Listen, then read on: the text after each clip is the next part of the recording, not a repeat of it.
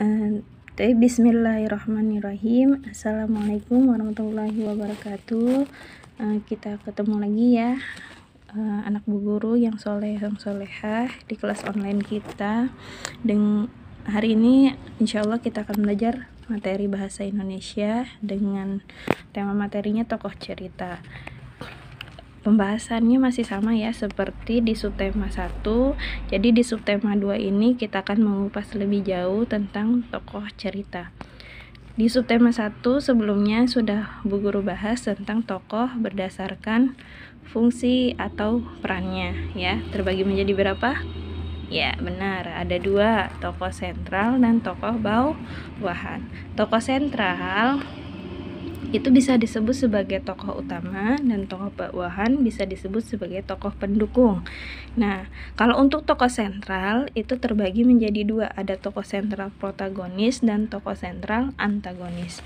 Kalau tokoh bawahan itu ada 3, tokoh andalan, tokoh tambahan, dan tokoh lataran.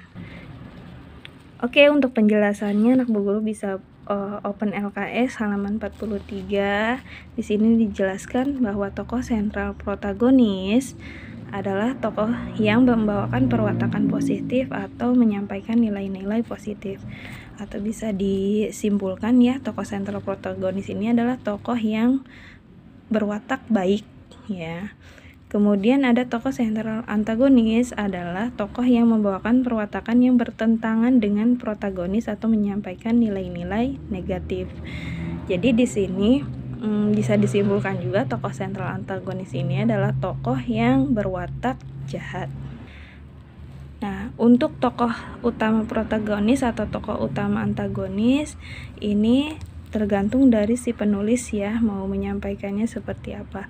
Ada satu cerita menjelaskan tentang tokoh sentral protagonis saja, atau ada satu cerita yang membahas tentang tokoh sentral antagonis saja, atau ada satu cerita yang kedua-duanya terdapat tokoh utamanya. Nah, kalau untuk tokoh sentral protagonis banyak ditemukan dalam cerita dongeng ya, seperti Cinderella, kemudian Putri Salju, atau cerita rakyatnya seperti Timun Mas dan sebagainya. Kemudian ada tokoh sentral antagonis. Ini juga biasa kita temukan dalam cerita fabel ya, kayak Belalang Pemalas, kemudian ada Serigala Licik dan sebagainya.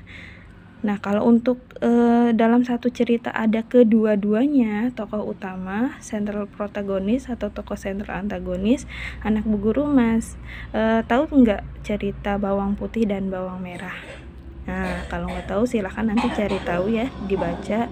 Di situ kalian akan menemukan 2 tokoh utama yang berlawanan watak ya.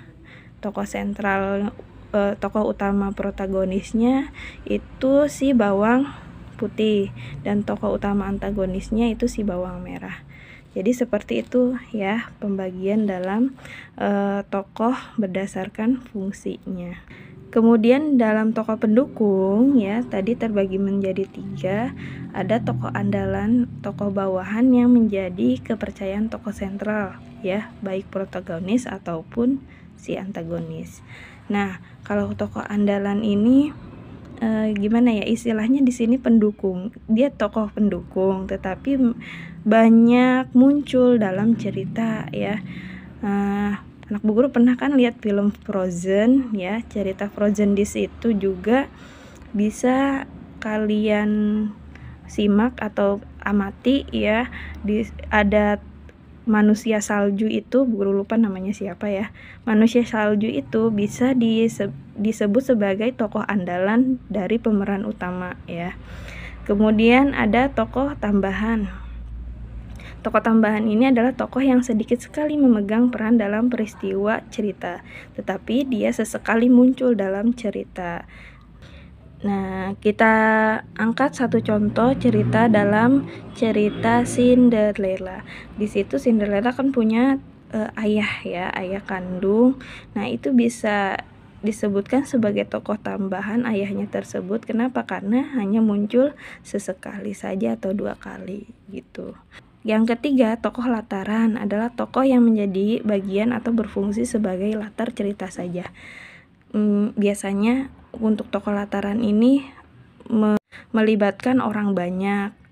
Contohnya seperti cerita kerajaan yang biasanya membutuhkan peran rakyat yang untuk melengkapi jalannya cerita tersebut. Jadi rakyat tersebut bisa disebut sebagai tokoh latarannya.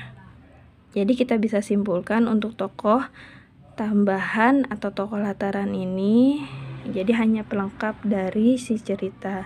Kalau tokoh andalan bisa dibilang masih penting ya, setara dengan tokoh sentral gitu. Oke, tadi penjelasannya cukup ya. Kalau misalnya anak Bu Guru kurang paham, silakan nggak apa-apa tanya via WA ya atau japri Bu Guru. Bu Guru, ini kenapa sih bisa disebut ini? Kenapa bisa begini? Ya silahkan, yang masih bingung dengan penjelasannya tanya aja. Kurang lebihnya Bu Guru tutup penjelasan ini. Wassalamualaikum warahmatullahi wabarakatuh.